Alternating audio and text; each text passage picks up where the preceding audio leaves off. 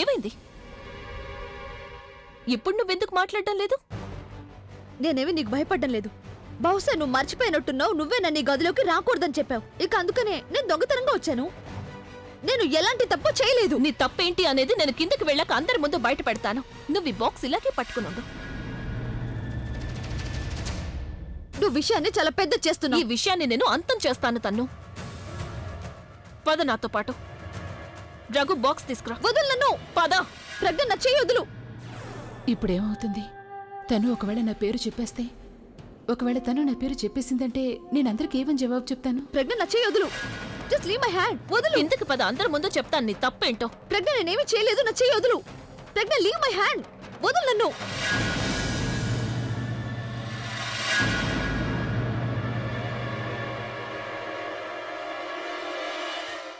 ఇక్కడేం జరుగుతోంది? మా ఇంటికి కాబోయే కోడల్ని ఇలా నువ్వు లాక్కుంటే ఎందుకు తీసుకొస్తున్నావు? కాసేపట్లో మీకు తెలుస్తుందమ్మా. ఆ తర్వాత నేను తనని మెడ పట్టుకుని ఇంటి నుండి బయటికి గెంటేస్తాను.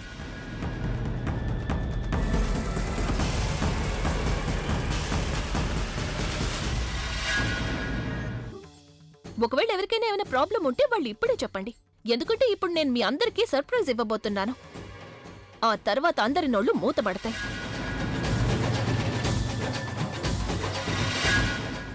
ఏంటి తను? నేను నిజమే చెప్తున్నాను కదా. నువ్వేం చెప్తావు అందరికి? నేనే అందరికీ చెప్తాను నువ్వు నా పట్ల ఏం చేశావో అని. ప్రతి ఒక్కరికి వాళ్ళు చెప్పాలనుకున్న దానికి చెప్పే అవకాశం ఇవ్వాలి.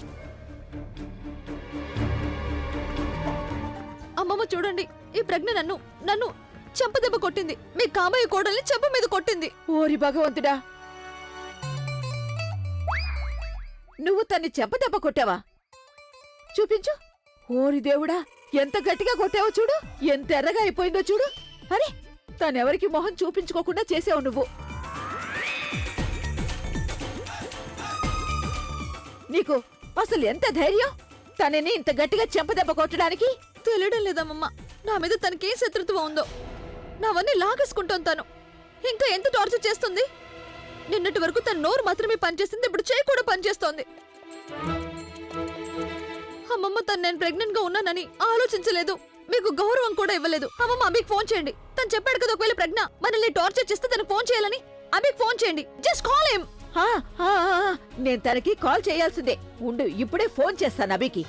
అక్క, అభిని మనం తప్పకుండా పిలుద్దాం. ముందు నువ్వు ప్రజ్ఞను అడుగు, తను తన్న మీద చేయిందుకు చేసుకుందని.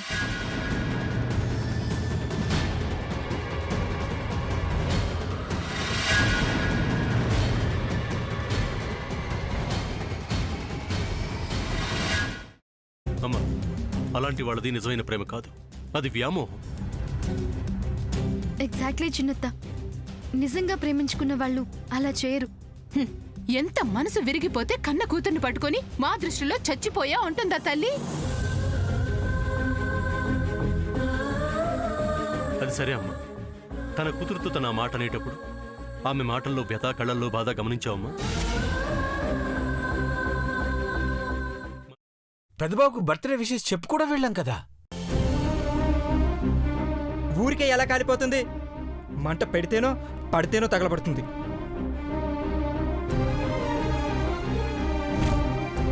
కరెక్ట్ చిన్నబాబు, నీకొచ్చినట్టే నాకు డౌట్ వచ్చింది. పార్వతే షర్టును తగలబెట్టిందనుకుంటా.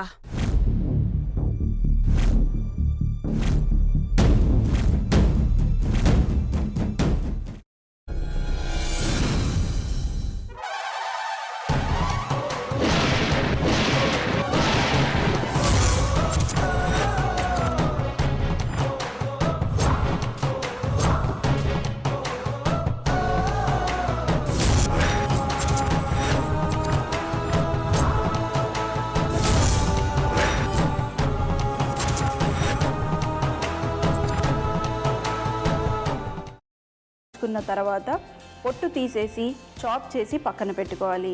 ఒక ప్యాన్లో కొద్దిగా నూనె వేడి చేసి అందులో ఆవాలు, మినప్పప్పు, శనగపప్పు, కరివేపాకు, సన్నగా తరిగి పెట్టుకున్న ఉల్లిపాయలు వేసుకుని 1 నిమిషం పాటు వేయించుకోవాలి. ఆ తర్వాత కాల్చి కట్ చేసి పెట్టుకున్న వంకాయని కూడా అందులో వేసుకుని బాగా మిక్స్ చేసి బౌల్లోకి ట్రాన్స్ఫర్ చేసుకుని అందులో తగినంత చిక్కటి పెరుగు లేదా పల్చటి పెరుగు వేసుకుని మిక్స్ చేసి అన్నంతో కానివ్వండి, చపాతీతో కానివ్వండి సర్వ్ చేసినా చాలా బాగుంటుంది.